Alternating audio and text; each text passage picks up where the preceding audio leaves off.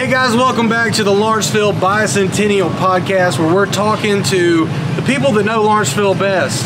On this episode of the podcast, we're going to be talking to the art community in downtown Lawrenceville, where art is a way of life. Guys, it's an awesome conversation. Hope you get a lot out of this podcast. Really enjoyed this conversation. So let's jump right in to this episode of the Lawrenceville Bicentennial Podcast. Check it out. Hey guys, welcome back to the Lawrenceville Bicentennial Podcast. I'm your host, Nate McGill from Gwinnett Magazine. And today I'm super excited to have a whole panel of really smart people talking about the arts in Lawrenceville. Guys, it's kind of crazy. Like, the emphasis on the performing arts is well known in downtown Lawrenceville, of course, with the new addition of the Lawrenceville Performing Arts Center. And then, of course, in 2019, the Lawrenceville Arts Commission was organized. And so that kind of launched to promote like the expansion and education and enhancement of public art in the city of Lawrenceville. So we're definitely going to talk about that today.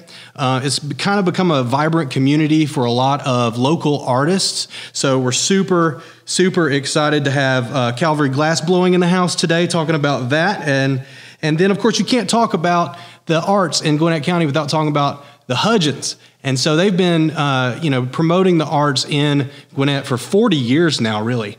So it's pretty amazing. So super stoked to be here in this conversation. Really glad to have all of you guys here today with us. And I just want to start off kind of maybe jumping into your story. How you first got into the arts, how you got into what you're doing now. Maybe you can just introduce yourself, and then we'll just go around the table and talk about your breaking in story to the arts. So I've kind of done art my whole life. I'm one of the art kids that did stuff, but really in college, stepped into a glassblowing studio, fell in love immediately with the fire, the action, the immediacy of the artwork. And from there, 20 plus years later, still doing it full time, loving it every day, and enjoying kind of being the truck driver of the art world. Wow, that's pretty interesting. So when you're blowing glass, like, you got into it from the art side, or you got into the interest from the product itself? So I found it in the actual art department at our college, and oh wow, okay, yeah, cool. Just went down there for a visiting artist, and failed epically, and knew I immediately had to do it. That's awesome. Very great. Well, why don't you introduce yourself and how you got into where you're at right now? Yes, absolutely. So I'm Arlie Sanders, and I followed a very traditional path when I went to college. I didn't do much art. I loved it, but everybody in my life said, you're never going to make any money being an artist. Yeah. So I spent a lot of time in the corporate world, and I spent a lot of time in academia, but always loved art. And then in 2014, I just accidentally, literally fell into a little upstart art studio called the Dizzy Gypsy. Oh, very cool. Lawrenceville Square, started by two gentlemen there in Lawrenceville, Chris Collin and Ben Bailey. And from then on, I just fell in love with local art, working with artists, the business of art, anything art related. And wow. And that's how I got started. That's amazing. And so you are the chair now, right, of the Lawrenceville's Art Commission. So that's pretty cool. Yeah, and I love it. If I could do it full time, I would. We started in 2018. The city approached me and several artists who were affiliated with the Gypsy, as well as other art organizations in town, and said, we want to do some public art. And we formed a task force, came up with what we want a commission to do. And then the pandemic happened, so it slowed us down a little bit. Sure. But we picked back up last year and started in October officially, and we're not even a year into our tenure, and we were getting a lot of things done. I'm excited. Yeah, so you guys have a couple of projects, the alley extension project. Now, is that done, or is that the renovation, or the signage, or is it just the signage? I saw something. Oh, no, the signage is temporary. It's just a little wrapper. So there was this little place on Perry Street called Doug's Work Boots for years and years. Right. Mm-hmm. And they tore that little store down and created an alley, which it had originally been an alley before. They just popped a little store in there at some point. Like you do, you know. You just fill in the spaces. Yeah. And we worked with an architectural designer, and we came up with a really simple but flexible design so that we have some lights and some art, and we have an opportunity to have art exhibitions and things like that there. So in about 4 months, it's going to be done. It's blocked off with the little sign that you see there right now that says, "Pardon our progress." And in about 4 months, we're going to have a really fabulous little pass-through that's going to be decorative and fun and a great destination place. Exciting stuff. Exciting stuff. Of course, if folks have been following the podcast, last episode we talked to folks down there in the Depot District, and of course that's another project, is the signage that you guys are working on for that, correct? Am I right about that? You are, absolutely.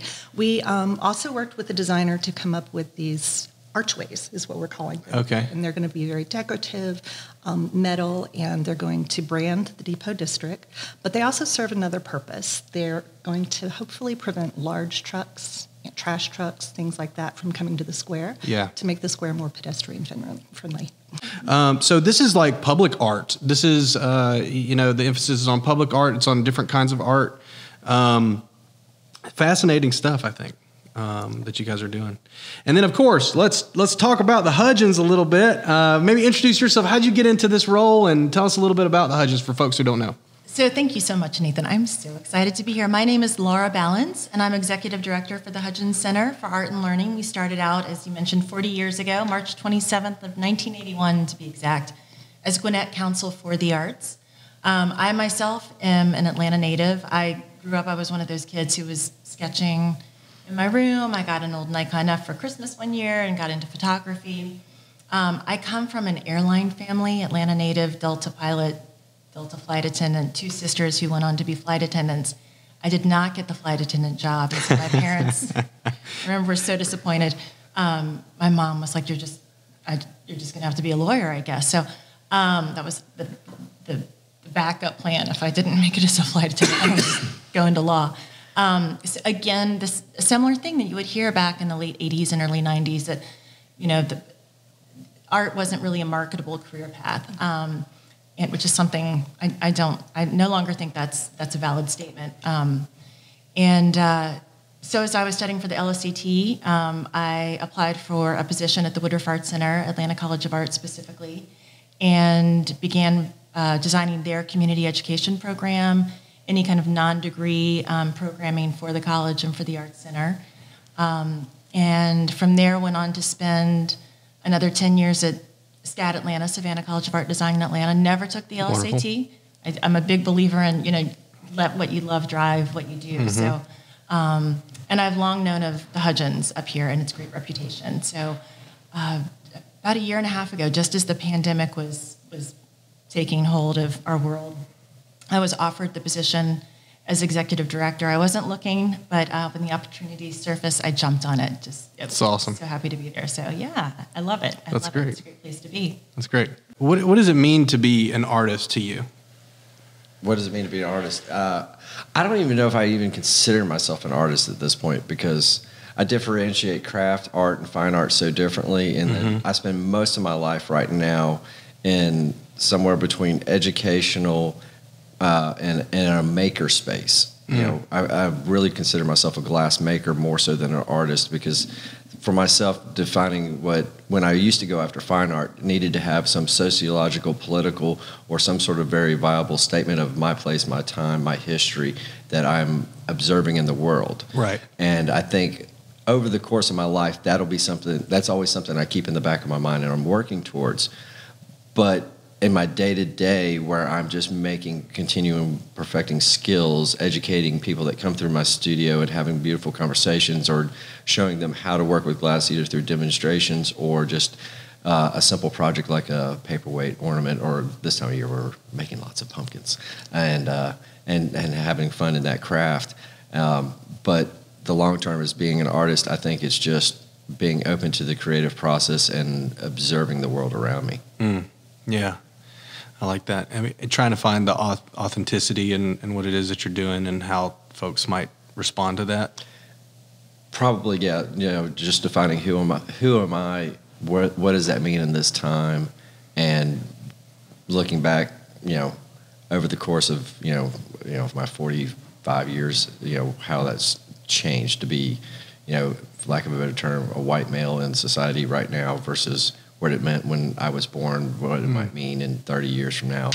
But ultimately, I can't worry about the past or the future. I just have to focus on who I am right here, right now. Yeah, in the moment. Yeah. In the moment, and observe the way, my environment around me and what's going on around me, and maybe have some commentary about it.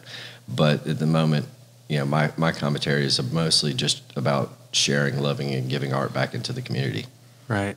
Wow, that's cool. That's really good. I mean, it's hard to come up with that realization that you're talking about, I think, and I think it's sometimes hard for people to even know what we're talking about right now when you're trying to pull back the layers, like talking about being present in the moment and pulling back the facades and the expectations on anybody who's making anything or that is, identified as being a part of the art world.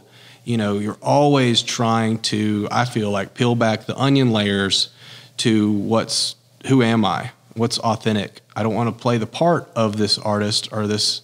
I don't want to play the part. I want to be me, and I want to make what I love to make, and I want it to say something, but not for the sake of just saying something. I want it to be true to who I am right now. If that makes sense? No, that's perfect. That's exactly what it is, and it's like, so I don't really worry about too much of it. It's so much, and glassmaking is perfect for it because it's so in the moment. Yeah. You have to make split-second decisions. I can't really step back and look at it a lot. Yeah.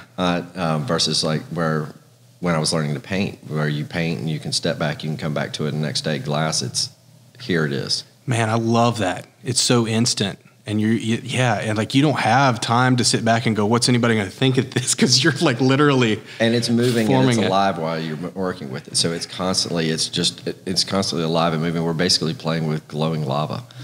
Brilliant. That's brilliant. So how about you? When it comes to art, what is it that you love about it? You mentioned the viability of it as a career path, and you've had a journey into that. Maybe talk about that just a little bit. Absolutely. I don't consider myself to be an artist. I consider my role primarily to give voices to artists like Kelly and use art to build community and create connections. So something that became a very big part of Dizzy Gypsy's mission when I started working with it in 2014, and I'm trying to carry that over to the Arts Commission on a wider scale, is the concept of creative placemaking. So I grew up on a farm that has been in our family since the 1840s, and it has all these beautiful buildings and these beautiful trees. It's about 400 acres. It's just this incredible landscape, and it's got rock features, very old, architectural features all over. And so seeing these visual signs that I grew up with gives me a sense of roots and connection. Oh, yeah. And I want to create that for Lawrenceville. Right. You have the Eiffel Tower in Paris. Everybody sees that piece of art and immediately thinks of Paris. If you've been to Philly, you have the brotherly love statues that they have there, Sure. the big red love. Mm-hmm. So I want something like that in Lawrenceville that creates that sense of place for our residents and for visitors alike. I think what's helped a lot is cities like Lawrenceville in the county kind of figuring out each individual identity of what is Lawrenceville, what is Duluth, what is Suwannee, and starting to think through like what's the iconic nature of some of these structures and some of these buildings, the architectural design, the community as a whole, like it's super important. And I think the only thing that we really had that was close to that was probably the water towers they tore down about 10 years ago off of 85, because you knew you were in Gwinnett County when you drove past them. You saw the logos, Gwinnett is great, success lives here, and that's not around anymore. Even though the photos are still around and they're still used all the time, because we need that. And I think anytime I see that, that's my thought of like, well, what's the next one going to be? And without folks like you working on that, it doesn't happen. So greatly appreciate all of that. Anything that's like that. And I think there's different types of art that we all engage with on a day-to-day basis. And it's so widespread, sometimes you don't think about the different areas that art really encompasses when you look at it through that lens. Maybe can you help us kind of look at that a little bit? Oh my goodness, Nathan, I'm so glad you asked. I would love to. So picking up where Arlie left off, creative placemaking is of course super important. And the idea that, a career as an artist is just you're going to be the starving artist, I think is an antiquated one. 30 years ago, 40 years ago, maybe that was true. But we now have the creative economy where, oh gosh, you can go into a hardware store and buy a toilet brush for $1.89. And it's functional. It will clean your toilet. That's fine. Right. More people go to Target and buy the $20 Michael Graves design toilet brush. That's true, yeah. Because it's cute, it fits with their aesthetic, and it's they'll pay 20 times, well, maybe 10 times. Didn't go into math. They'll pay more. Yeah, more. Yeah. Thank you. For the item that really appeals to them in a truly aesthetic, artful way. We had an event at the Hudgens this past weekend to benefit our Smart Honors program. And this is an outreach initiative. The Hudgens has a really robust education program in addition to our 5 gallery spaces and sculpture garden. But one of our outreach initiatives serves Gwinnett County Public High School students who face either linguistic or financial barriers. And it's a full year of professional mentorship and artistic training. So this student who he graduated, he's a SMART alum from the 2015.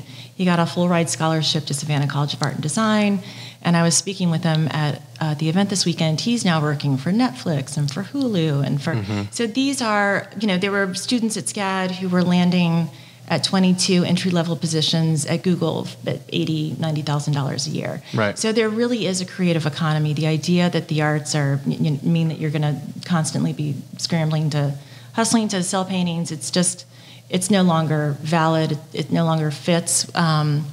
We have not just creative placemaking, but the creative economy that's so much an integral part of who we are as a community. What I've started to think about deeper is it's okay, just letting artists know, look, it's okay to supplement your income. It's okay to work at this job and do your art, but in my own background and history, I know for a fact that as I was working on documentaries or working on an art issue that was more of a cause kind of thing, or I had a reason for doing that, even if I had funding for that, all that money was going towards the project. I was having to supplement my income, maybe through the same company of working on this marketing project or working on this other piece of, like collateral or whatever that it was, while doing the art. So whether you're supplementing it inside of your own business, or you're supplementing it because you're working other jobs to support your painting habit, it's okay. It's just okay. However you figure this out, it's going to be okay. You can tell mom and dad it's going to be okay. And like you said, there's plenty of jobs that now depend on the artist's eye, how we're looking at things. Like it's just a part of the fabric that we live in today. And Nathan, even for the more traditional fine arts like glassblowing and again, 20, 30 years ago, you had to have a storefront, gallery representation. People who appreciated art and could write the check would come through, and maybe your painting would appeal to them. Now we have so many more ways to put your work out there with social media and That's true. Online stores, Etsy. So even if you are, a traditional studio artist, it's a wonderful craft. It's a wonderful medium. You don't have to be this great networker. You have all these many platforms to put your work out there, and it helps to enrich our community. But anywhere on the internet, it's you can connect with artists from all over the world and appreciate their work and purchase their work. So yeah, it's just, I think the stigma is kind of starting to die down a bit when it comes to the starving artist. The thought of that. It's funny how like painting gets into the mindsets of everyone, and when they talk about the arts, they immediately jump to like, oh, y'all are talking about painting, And this is a funny story, but so when me and my wife first started dating, we went out for sushi or whatever, and this is like our second, third date. And we go into this gallery. We were in downtown Atlanta, and we go into this gallery, and we're looking at all these paintings. And so at the time, I'm like an MFA student, and I'm going for a Master of Fine Arts. I have a film degree. I'm a theater minor, and she asked me what painters that I like, and I'm like, who do you like? You know? She's like, well, I'm a big fan of Beverly Doolittle. And I didn't know who Beverly Doolittle was at the time, but she's trying to tell me, I didn't know, like, is this like a really fine art kind of painter? Or are we talking about Thomas Kincaid? Like, I don't know, like, where on the landscape that is. And all that comes to my mind are names of Ninja Turtles.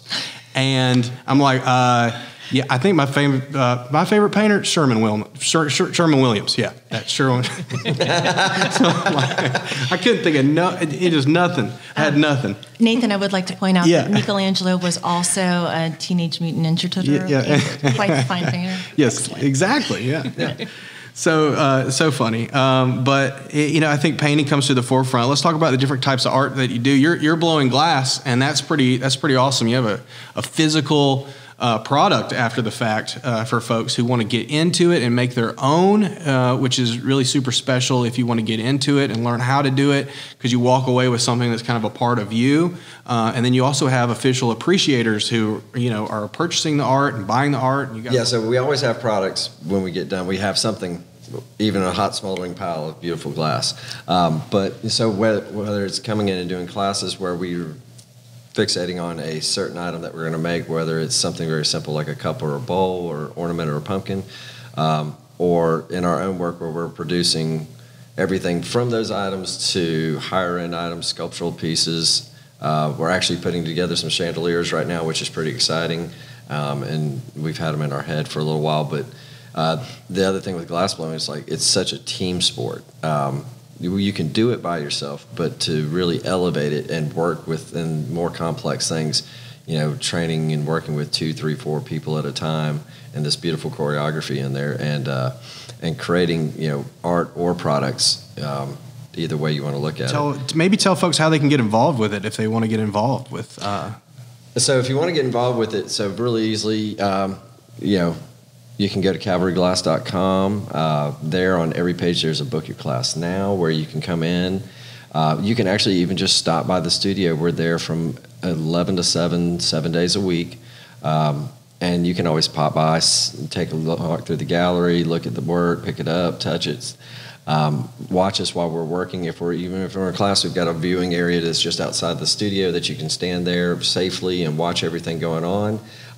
If it's just us in there working, we're always happy to invite you in, give you some safety glasses. We've got chairs sitting back there. We'll put you in a safe spot, even if we're working with the big flamethrowers, which, it's lots of fire, lots of fun. Probably the music. Cool. If nobody's visiting us at the time, the music might be a little loud.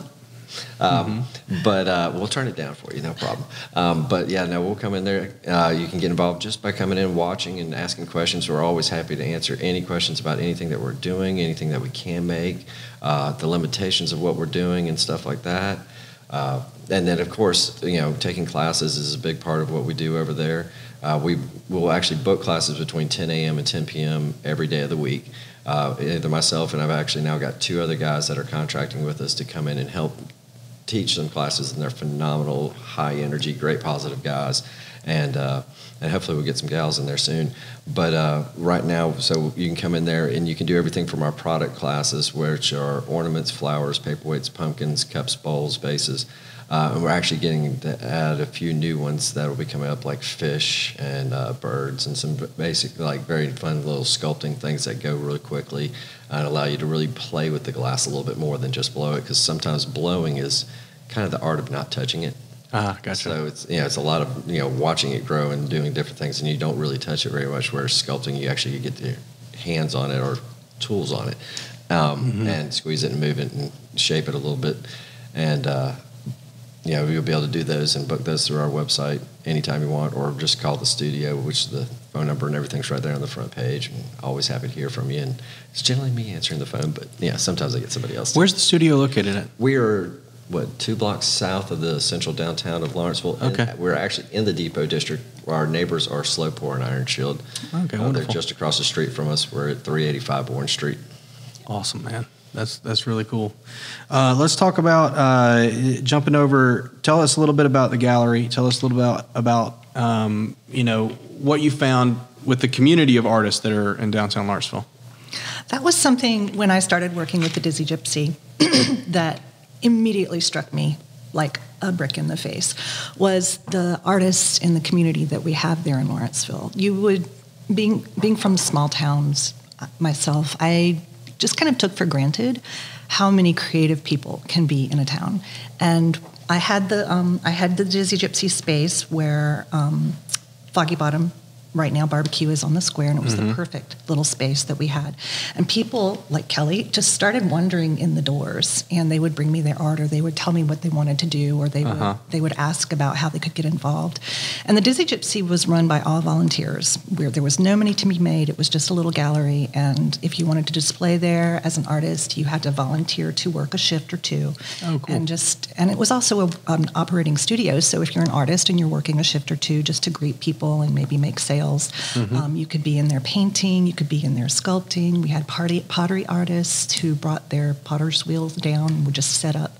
And people from the square would just flow in the doors. Yeah. And you would talk to people who said, oh, I love to paint, or I love to sculpt, but I never thought about really doing it. And then they would get involved and suddenly be addicted to hanging out at the Dizzy Gypsy, meeting other artists, and really taking their art seriously.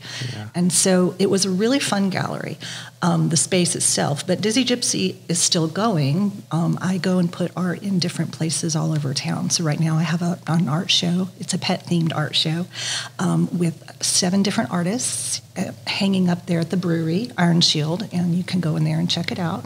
You can buy the paintings off the wall, and it benefits the artists.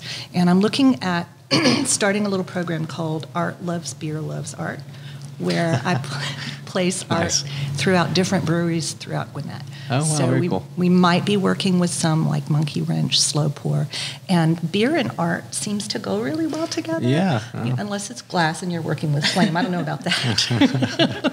But looking at art and even purchasing art and just enjoying that kind of scene and that atmosphere is something that seems to work really, really well in the community. Sure. Makes sense. Makes perfect sense.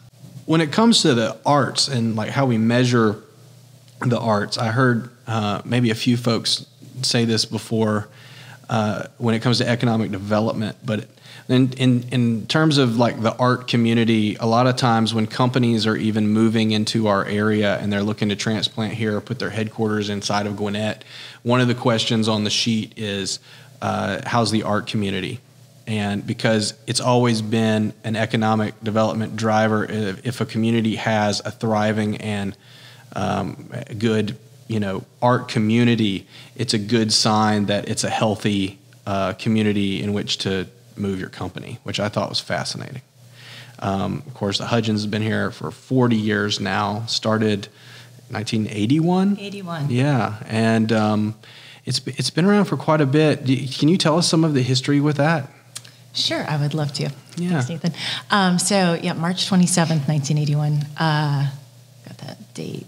It's an important date, an auspicious date. There was no arts going on in Gwinnett County in 1981. I can just tell you, that was, I guess Reagan was president then, but we had basically the movie Deliverance in Georgia, and that was as close to art as we pretty much came. Listen, Burt Reynolds is an icon. Yeah, that's true. That is very true. Very true.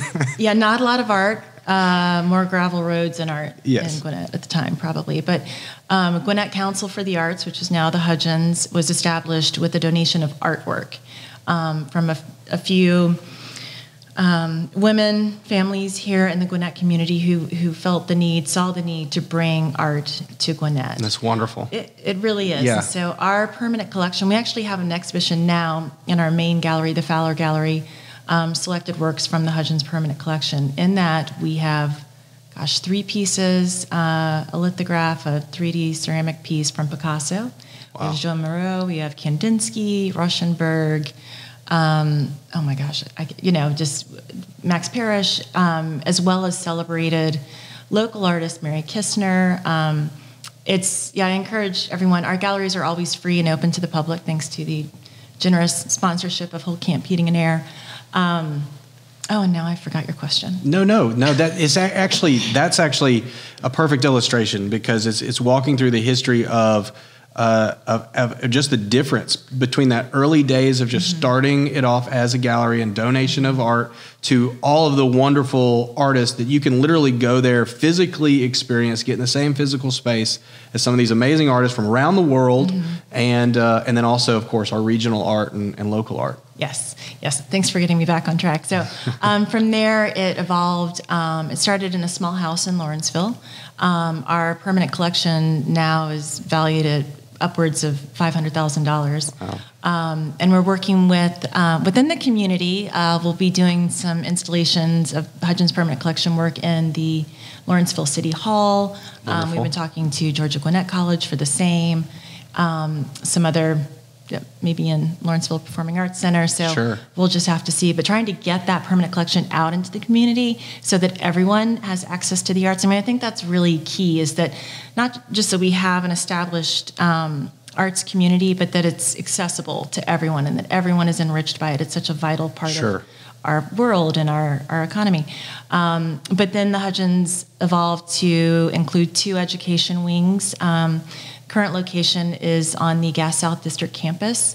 So it's a 34,000 square foot building with the adults and children's education wing, the 5 gallery spaces. We have a 28,000 square foot sculpture garden, which is the most serene place in all of Gwinnett. We have a little fish pond, and it's a Audubon sanctuary area. And so it's a place for everyone. And, the goal now is to make sure that as quickly as Gwinnett grows, it continues to grow, that everyone is aware of the resource here, a vital resource in the community. That's the Hudgens. Right. Yeah. I think it is actually a great next step to go from, because even 2 decades ago, you would go to the Hudgens to experience art, but now that you guys are extending out into the community of other places, there's so many people that they're just, it just doesn't make sense to have it in one spot, like to have the parks and the educational classes and bringing in the community. I mean, you guys have a lot to offer, always have. We really appreciate you guys being here, everything that you've done for, of course, Gwinnett and Lawrenceville. So I want to kind of end the podcast with kind of a deep question that maybe has no answer. I'm not sure. But what do you think is good art, sir? Anything that you like. Anything that you like. I've always found art, whether it's visual, music, theater, anything like that, it's all subjective, right? Ultimately to you, it's whatever you like. My answers are probably going to be completely different than yours. I'm going to be probably a little more favoritism towards glass in general, but couldn't see that. But at the same time, I really, honestly, my favorite probably artistic medium is movies. Like I love movies, right? Like adore them. I watch them probably more than I should, and just everything from the AFI to the comical Jerry Lewis things. Sure. And I have, so ultimately good art is whatever moves you, whatever soothes you, what gives you whatever you need, whether it's art as far as painting, sculpture, music, theater, whatever that drives you, that soothes your soul, is good art. I'll mention this before asking you the same question, but you mentioned movies, and I don't really get into my own background on this podcast, but working in the movie entertainment business for as long as I did, one of the things I would often tell other artists is that the movies are an industry, and so if you have a particular craft or art that you work on, the movies kind of like it's not as much about being a filmmaker as it is about being in that industry. So, no matter what you do, if you're into interior design, you can pretty much do that within the film industry as a set designer. If you're thinking about, even if you're a painter, even if you're an artist, like a drawer, as a film industry kind of grows, we need storyboard artists. You need people to like craft out through things. It's a way to supplement your income when an industry does move in. We've had some of that industry move into Georgia and into Lawrenceville. Specifically, as we're talking about Lawrenceville, we'll mention, Sleepy Hollow had their 3rd and 4th seasons shot a little bit in downtown Lawrenceville. Ozark kind of came into Lawrenceville. I think season 2 or 3, I can't really recall. But the funeral homes in Lawrenceville from the show Ozark, a couple different things that kind of hit landscape. You've had films like Instant Family shoot in city limits. You've had a lot of different movies and stuff that'll come in, and for us right now, I feel like the impact is good for the real estate market more than anything, probably because they're leasing spaces and they're using the tax incentives to kind of film in our locations, which is a wonderful thing. But getting artists involved and into that world still remains, it's a struggle, but it's entirely possible by marketing yourselves in that area. Whether you're getting into the source book or you're calling the film commissions or you're letting people know that you're there. A lot of times the folks who even call are just folks that have filming locations. But artists themselves could also call and say, look, we do interior design. We source a lot of things for rented spaces and leased spaces, and that's just like a direct move into to do that for something like the film industry. So you're technically kind of still in the arts, but it's just under that field. And I guess that would work for a lot of other offsets and different ways that you could maybe supplement a particular type of art or design. But movies worth mentioning. Definitely, it's one of the arts that that are around cinematic storytelling. Definitely one of the important things, becoming more important to our region. So what do you think is good art? I mean, what kind of art do you see most in the gallery, and what do you think folks are responding to the most right now?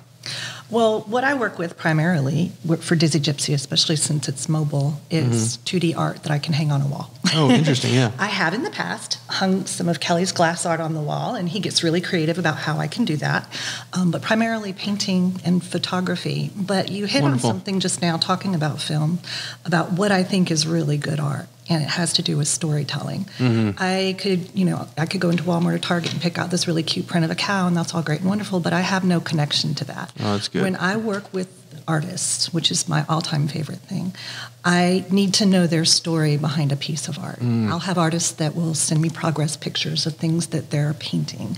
And then when I get that art, and it's my job to represent them out in the community, I love it that much more because I can go into somewhere where it's hanging and I can introduce myself to people or patrons and just say, let me tell you the story about this art, and let me tell you the story behind this artist and what they're doing with their life and why they wanted to express themselves this way. And people fall in love with it, and that's when they want to purchase the art. It's not just something that's visual and speaks to their soul. It's a connection to the artist behind the art that I think is really good art. Yeah, that's very true. You have to have a soul in there and a story that aligns with your story in order for it to resonate. It's very well said. Very well said. So it all comes down to your answer here. What is good art? Oh my goodness. Feel the pressure. Well, I have to agree with Kelly and Arlie. It's subjective. It's relatable, and I'm a huge fan of documentary photography, documentary film. I think what really makes art important is the sincerity in it from the artist, and as much as that's conveyed to the audience. If you can pick up, even if you don't like that particular medium, or I don't understand abstract art, or whoever is walking in and this doesn't make sense to me. If you can communicate that sense of sincerity, I think it inspires other people to tap into their creative outlet. That's healthy for our community. Oh man, that's good. We have at the Hudgens outreach programs where we work with developmentally different adults, those who are living with a cancer diagnosis, veterans who are experiencing PTSD. For them, the pandemic and isolation was a totally unique set of challenges. And through Project Welcome Home, that's the veterans program, they're doing monthly writing sessions. So 1 month it might be poetry and prose, another stream of consciousness writing, another business and professional writing. For the cancer patients, they're communicating, all that's kicking around inside them, psychologically getting their heads around the diagnosis. For many, it's a terminal diagnosis. So they're painting, they're, messy painting. Wow. And sincerity is how it doesn't matter for how many years you spend studying art or studying the great masters. It's what's coming out of you that's genuine and raw and sincere. And I think that makes for really compelling art. That is true. I mean, that I believe that 110% with my core, that you have to have that type of authentic approach to what it is that you're creating, no matter the skill level. And I think it's there. It just takes looking beyond the painter's reputation or the artist's reputation in a way. But if I did go back to that day with my wife in the art gallery, I probably, if I had not been like trying to impress a girl, I probably would have said like, okay, well, I love Rembrandt's, Prodigal Son, because it's not what you think it's going to be when you hear the title, because it's such a dark painting. Like the background is just so dark, yet it's the story of redemption. And it was something kind of personal into his story. And you see here Rembrandt and you're like, okay, well, he's well respected. That's a pretty safe answer, Nate, But if I said Thomas Kincaid, okay, then everybody would probably be like, well, I don't know. He manufactured a lot of stuff. He was in every mall in America. How do I feel about Thomas Kincaid? But then when I think deeper and I go, well, look, I don't know if you guys know this, but Thomas Kincaid, he died of an overdose. He was a deeply depressed individual. He was known as the painter of light.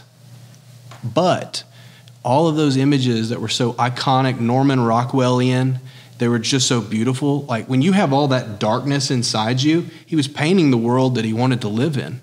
So his expression was there. It just is not appreciated because of the commercial value of it, right? So, and the duplication of it and all that kind of stuff, it kind of goes into the business of it. But at the end of the day, as just a singular painter, he's painting these wonderful, iconic Disney-like worlds.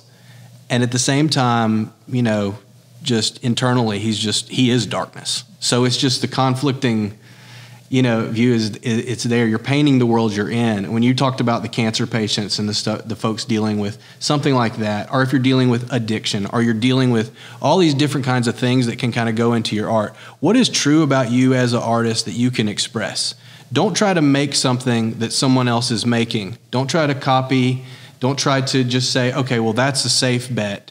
Go for like what's in you. So if there's any artists listening, if there's kids listening, students listening, just want to let them know like that's the goal that you're looking for. Get better in your craft, get better in your skill, but be honest. And that's going to help you along your journey, whether somebody buys the painting or not. Mm-hmm. Does it help you from day to day? It's kind of like that's why we do art. That's why we make stuff. And go make the thing and don't wait until you feel qualified to make it. Go take a class at the Hudgens. Go learn how to blow glass. Go, put your art up in a gallery. Show the world of what you got. Bring your honest truth to the table. And I think that is the magic about the creative community and the artists that we have. And guys, Lawrenceville it's a booming place. If you look at it through the arts lens, I think you're going to really be able to open your eyes and see some amazing things that the city is doing, that these artists are doing. And I would encourage everybody to get more involved in the arts community here in Lawrenceville. Guys, thanks so much for listening. Really enjoyed this podcast. Thank you guys all for being here today. It's been wonderful. And until next time, y'all have a good one.